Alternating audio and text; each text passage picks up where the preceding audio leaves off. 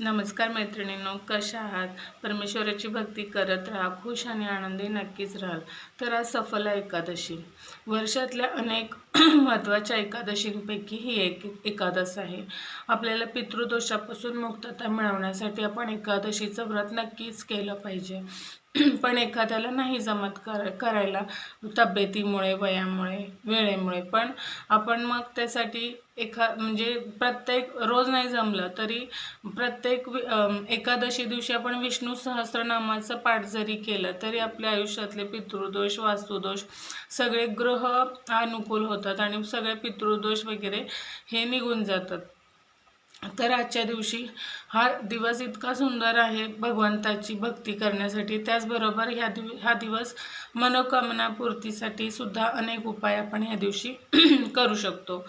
त्याच्यामध्ये आपण आज काय करणार आहोत तर एक इच्छापूर्तीसाठी एक उपाय करणार आहोत. तर एक असा प्लेन कागद घ्यायचा चौकोनी. त्या कागदावर आपण असं पेनाने, ब्ल्यू पेनने असा गोल मोठा सर्कल काढायचा. त्याच्यामध्ये आपलं नाव लिहायचं आणि खाली आपली इच्छा लिहायची त्या सर्कलच्या मध्ये.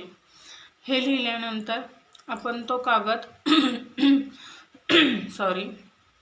असा उलटा करायचा आणि उलटा करून पहिल्यांदा आपण एक हळदीची पेस्ट करून घ्यायची. एक वाटी घ्यायची, त्याच्यामध्ये थोडीशी हळद घालायची.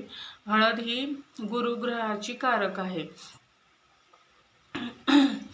तर हळद मध्ये एक थोडंसं गुलाबजल घालायचं. आपण गुलाबजल घालून त्याची चांगली पेस्ट करून घ्यायची आणि तो जो कागद आपण इच्छा आणि नाव लिहिले तो उलटा करायचा.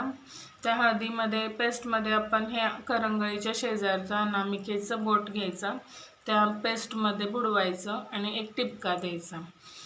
टिपका देताना आपण ओम नमो भगवते वासुदेवाय नमः हा मंत्र म्हणायचा. त्याच्यानंतर परत त्या पेस्टमध्ये तेच बोट बुडवायचं, परत एक टिपका द्यायचा, ओम नमो भगवते वासुदेवाय नमो नमः.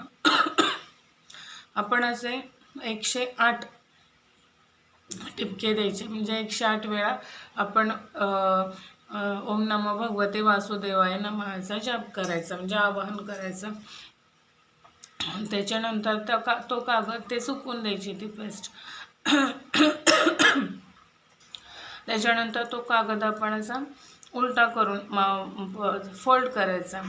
फोल्ड केल्यानंतर म्हणजे चौकोनी करायचा आणि तो देवाऱ्यात ठेवून द्यायचा.